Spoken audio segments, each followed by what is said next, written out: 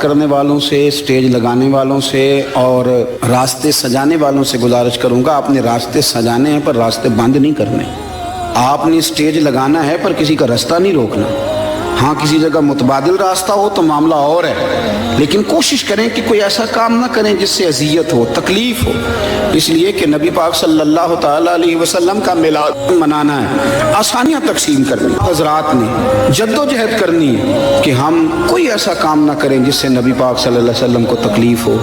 کچھ چیزیں ایسی ہیں جس سے حضور کو تکلیف ہوتی ہے. حضور فرماتے ہیں من اذا مسلمن فقد اذانی، جب کوئی میرے مومن کو تکلیف دیتا ہے تو مجھے بھی تکلیف ہوتی ہے. حضور فرمانے لگے من راغب عن سنتی فلیس منا، جب تم میری سنت سے منہ موڑتے ہو تو اپنا میرا رشتہ کمزور کرتے ہو، تمہارا مجھ سے پھر تعلق نہیں رہتا. فلیس منا، وہ ہم سے نہیں ہے، یہ لفظ حدیث. اور فرمایا جب تم چھوٹے سے پیار ہی نہیں کرتے، بڑے کا ادب ہی نہیں کرتے، من لم یرحم صغیرنا ولم یوقر کبیرنا فلیس منا، تو پھر تم ہم میں سے نہیں ہو. تم اگر رسول کائنات صلی اللہ علیہ وسلم کے غلام ہو تو پھر توقیر بھی تمہارے مزاج میں ہونی چاہیے، شفقت بھی تمہاری طبیعت میں ہونی چاہیے. تمہیں ادب کرنا بھی آتا ہو اور شفقت کرنا بھی آتا ہو، پھر کسی قسم کی کوئی تکلیف دہ کام نہ کریں.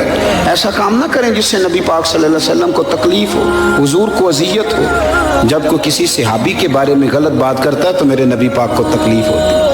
جب کوئی اہل بیت کے بارے میں غلط بات کرتا ہے میرے نبی پاک کو تکلیف ہوتی ہے. خدا را میں آپ کو کہہ رہا ہوں اور ذمہ داری سے کہہ رہا ہوں، علماء سے تصدیق کرا لینا، جو غلط بات کرتا ہے اس سے بھی حضور کو تکلیف ہوتی ہے، اور جو شوق سے وہ غلط باتیں سنتا ہے وہ سننے والے سے بھی نبی پاک کو تکلیف ہوتی ہے. خبردار، حضور سید عالم کو تکلیف دینے والا کبھی کوئی کام نہیں کرتا. بڑی سادی سی بات کرتا ہوں، بڑی سادی سی. کسی کا بچہ غلط بھی ہو معاذ اللہ تو اس کے باپ کے سامنے یا پیچھے اگر آپ اس کے بچے پر تنقید کر دیں، کوئی ایسی بات کر دیں تو باپ کو تکلیف ہوتی ہے کہ نہیں ہوتی؟ عجیب معاملہ ہے لوگوں کا.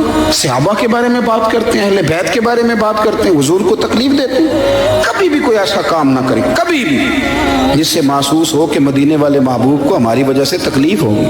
اور یارو دیکھو، غیروں کا تو یہ نظریہ ہی نہیں، یہ نظریہ تو تیرا اور میرا ہے کہ ہمارے نبی حاضر و ناظر ہے. وہ ہمیں دیکھ رہے ہیں گنبد خضرا میں بیٹھ. تو میں کیا کرتا ہوں، اگر ہمارا یہ نظریہ ہے تو ہماری ذمہ داریاں بھی تو پھر زیادہ ہونی چاہیے، پھر تو ہماری تنہائیاں بھی پاک ہونی چاہیے، پھر تو ہمارا تقویٰ مضبوط ہونا چاہیے، پھر تو دیانتداری میں ہمارا پہلا درجہ ہونا چاہیے. اس لیے کہ ہمارا نظریہ ہے کہ سرور کائنات صلی اللہ علیہ وسلم ہمیں دیکھتے ہیں. تو میرے عزیز کبھی بھی کوئی کام ایسا نہ کریں، محبت میں بھی نہ کریں، محبت میں بھی نہیں کریں، کبھی بھی محبت میں بھی حدیں نہ کراس کریں. محبت کی جو حد ہے شریعت کے دائرے کے اندر، اعلیٰ حضرت بریلوی رحمۃ اللہ علیہ فرماتے ہیں کہ حضور سید عالم علیہ السلام کے مزار پہ بھی تم نے جانا ہے تو تم نے ادب کا بھی خیال رکھنا ہے اور حضور کی شریعت کا بھی خیال رکھنا ہے. ایسا کام نہیں کرنا کہ جس سے سرور کائنات صلی اللہ علیہ وسلم کو تکلیف ہو، کبھی ایسا کام نہ کریں. حضرت طلحہ بن برار رضی اللہ تعالیٰ عنہ حضور کے ایک صحابی ہیں، بیمار ہو گئے تھے اور بڑے نصیبوں والے بیمار تھے، جن کی تیمارداری کرنے خود میرے محبوب تشریف لے گئے.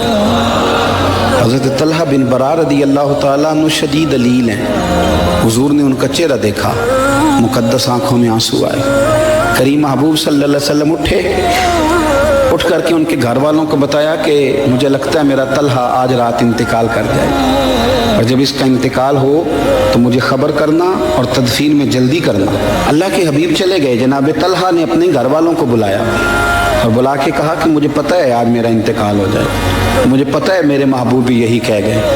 اس طرح کرنا، جب میرا انتقال ہو جائے تو میرے محبوب کو خبر نہ کرنا. اگرچہ ان کو ساری خبریں ہیں پر انہیں میرے انتقال کی اطلاع نہ دینا. یارو یہ بھی محبت کا رنگ ہے، اس کو بھی سمجھیں. ضروری ہے کہ آپ کسی کو کہیں کہ تو میرے گھر ہی چل کے آپ تکلیف ہی دیں، آپ کسی کو کہیں تو میرے لیے ایز اے اسپیشل کر کے وقت نکال اذیت میں مبتلا کریں. فرمایا میرا انتقال ہو جائے گا پر میرے حضور کو تکلیف نہ دینا. طلحہ حضور کو نہ بلائیں، گویا حضور تو جس پر 4 تکبیریں پڑھ دیں سند ہو گئی کہ سیدھا جنت میں جائے گا، سند ہو گئی کہ خدا کے کرم میں آ گیا. تو آپ کہہ رہے ہیں کہ نبی پاک صلی اللہ علیہ وسلم کو اطلاع نہ دی جائے. سنو، جب عشق سکھاتا ہے آداب خود آگاہی، پھر کھلتے ہیں غلاموں پر اسرار شہنشاہی۔ حضرت طلحہ بن برا کہنے لگے تمہیں پتہ ہے کہ جن گلیوں سے حضور نے گزر کے آنا ہے وہاں یہودی زیادہ رہتے ہیں، رات کا سناٹا ہے، یہودی میرے نبی پاک کے دشمن ہیں، اگر رات کو میرے جنازے کے لیے حضور آئیں اور کوئی یہودی اوپر سے معاذ اللہ میرے نبی کو تکلیف دے دے تو میں نہیں پسند کرتا میرے جنازے کے لیے حضور کو تکلیف ہو، لہذا مجھے دفن کر دینا، مجھے سب سے زیادہ اپنے نبی کا آرام عزیز ہے، ذرا بھی تکلیف میری وجہ سے میرے رسول کو نہ ہو۔ یارو عشق کا یہ تقاضا بھی تو سمجھو نا، یہ والا ماحول بھی تو سمجھو نا، اس پر بھی تو تھوڑی توجہ کرو۔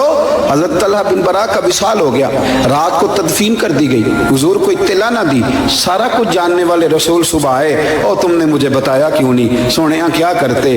اس عاشق زار نے کہا تھا حضور کو اطلاع نہ دینا، فرمایا چلو پھر مجھے بتاؤ قبر کہاں ہے۔ اور دیکھو یارو ساری دنیا گنبد خضرا پہ، اور یہ کتنا نصیبوں والا ہے جس کی قبر پہ خدا کی ساری رحمتیں پہنچ گئیں۔ حضور سید عالم صلی اللہ علیہ وسلم قبر پہ کھڑے ہوئے، اور یہ سرکار کا خصوصی اختیار ہے، ورنہ دوسرے جنازے کی اجازت نہیں ہے ہمارے یہاں، حضور کا خصوصی اختیار ہے۔ سرکار نے دوبارہ جنازہ پڑھایا اور دعا کیا فرمائی، بڑی انوکھی ہے۔ اس شخص کا یہ خیال تھا میری وجہ سے حضور کو کوئی تکلیف نہ ہو، کیا دعا مانگتے ہیں اللہ کے رسول؟ حضور فرمانے لگے اے اللہ، یہ میرا طلحہ جب تیری بارگاہ میں آئے نا تو اللہ جو تیری شان کے لائق ہے تو اس سے مسکرا کے ملنا اور یہ تجھ سے مسکرا کے ملے، اللہ اس سے مسکرا کے ملنا، اس سے مسکرا کے ملنا، اس پر کرم کرنا، اس پر فضل کرنا۔ دوستو یاد رکھو، اگر رسول کائنات صلی اللہ تعالی علیہ وسلم کو کسی امتی کے سبب سے تھوڑی سی بھی تکلیف پہنچ جائے تو اس سے بڑی کوئی بد